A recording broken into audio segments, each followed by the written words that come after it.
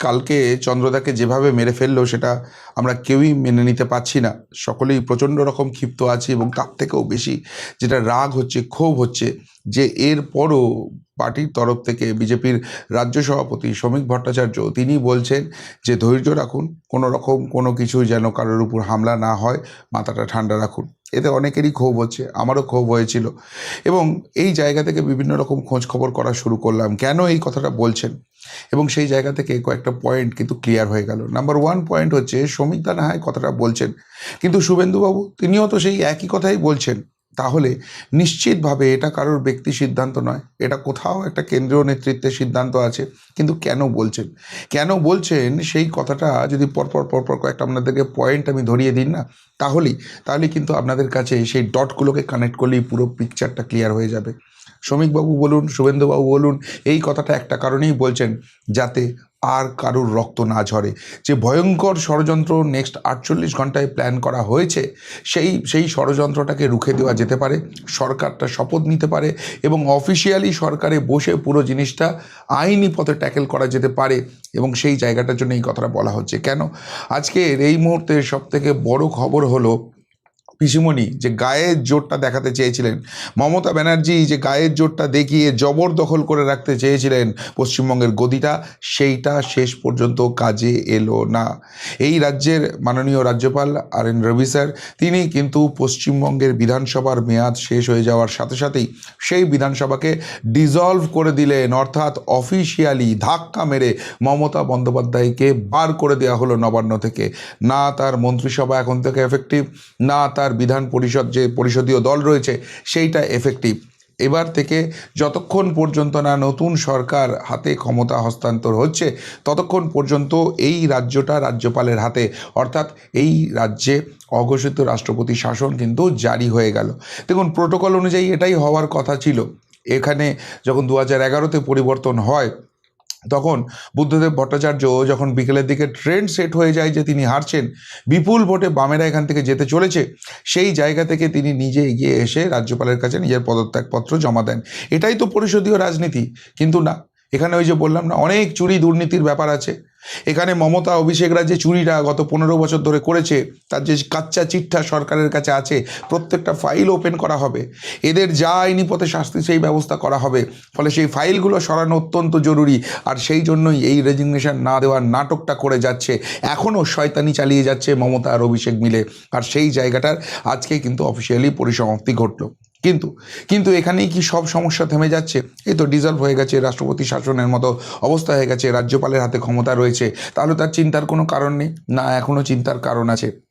একটা জিনিস খুব ভালোভাবে লক্ষ্য করুন, যেদিনকে 4 তারিখ এরা হেরে গেল, আমি নিজে তো কাউন্টিং সেন্টারে ছিলাম, আমি সেখানে দেখেছি যে হেরে যাওয়ার পর ভয়ে এরা সব বাইরে চুপচাপ বসে আছে, বাইরে বেরোনোর হিম্মত কারোর হচ্ছে না, জুলজুল চোখে তাকাচ্ছে। পুলিশ দিয়ে প্রোটেকশন দিয়ে বাইরে গিয়ে কর্মীদের সঙ্গে কথা বলে যে ভাই এরা বেরোচ্ছে, এদেরকে বেরোতে দাও।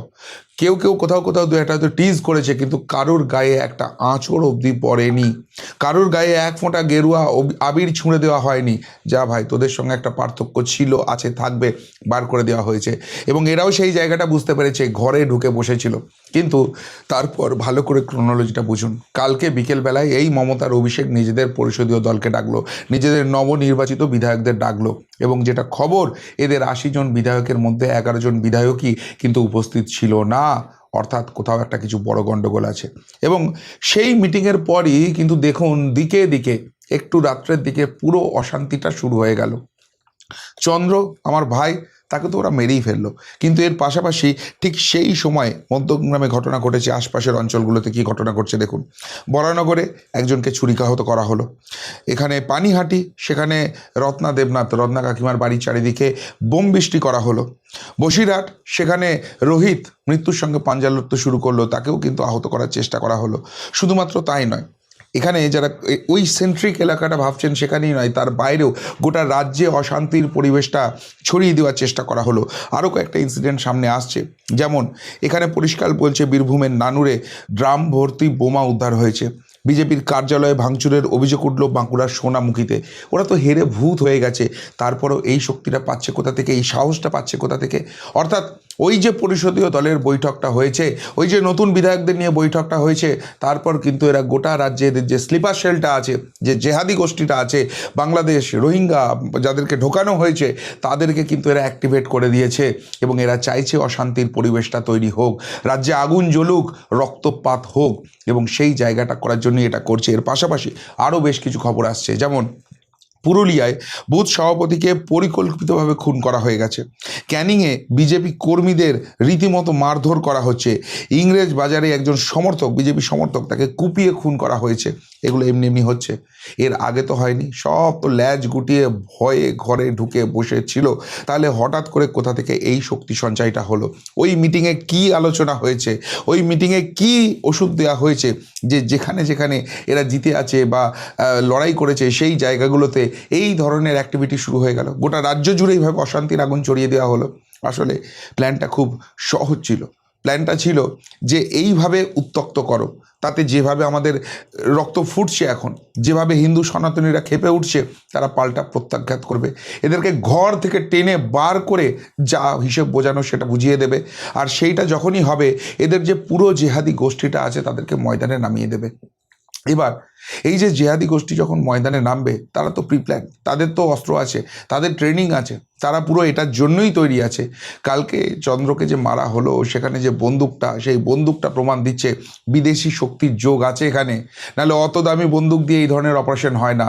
এবং কীরকম ঠান্ডা মাথায় খুনটা করা হয়েছে। প্রথমে এমন বন্দুক ব্যবহার করা হয়েছে যাতে গাড়ির জানলার কাজটা ফুটো হয়ে যায়, ভেঙে যায়, এবং তারপর সেই ফুটো দিয়ে বন্দুক ঢুকিয়ে পর পর 3টে গুলি করে করা হয়েছে। দুটো, একটা তো হৃৎপিণ্ড ছিন্ন হয়ে বেরিয়ে গেছে, আরেকটা বুকে লেগেছে, আরেকটা পেটে লেগেছে, কিন্তু তারপরও মৃত্যু সুনিশ্চিত করার জন্য 10 রাউন্ড গুলি চলেছে।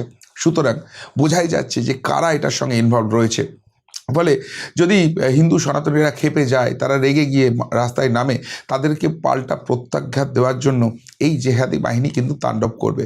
এবং সেই জায়গাটা মহামান্য সুপ্রিম কোর্টের সামনে গিয়ে প্লেস করা হবে যে পশ্চিমবঙ্গে এই মুহূর্তে যা অবস্থা চলছে, তাতে করে রাষ্ট্রপতি শাসন জারি করা ছাড়া উপায় নেই। এখানে যেহেতু সরকার এখন নেই, তাকে ডিসলভ করে দেওয়া হয়েছে, সুতরাং সেই জায়গা থেকে এই পরিস্থিতি সামাল দেওয়ার মতো কোনো অবস্থা নেই। সেখান থেকে সুপ্রিম কোর্ট, মহামান্য সুপ্রিম কোর্টকে সিদ্ধান্ত নেবে অন্য ব্যাপার, কিন্তু এদের চেষ্টাটা ছিল যে আগামী 6টা মাস এই রাজ্যটাকে রাষ্ট্রপতি শাসনে রেখে দেওয়া। তাহলে এই যে ভোটটা হয়েছে সেটা ইনভ্যালিড করে দেওয়া যেতে পারে এবং নতুন করে ভোটের কথা তখন বলা যেতে পারে।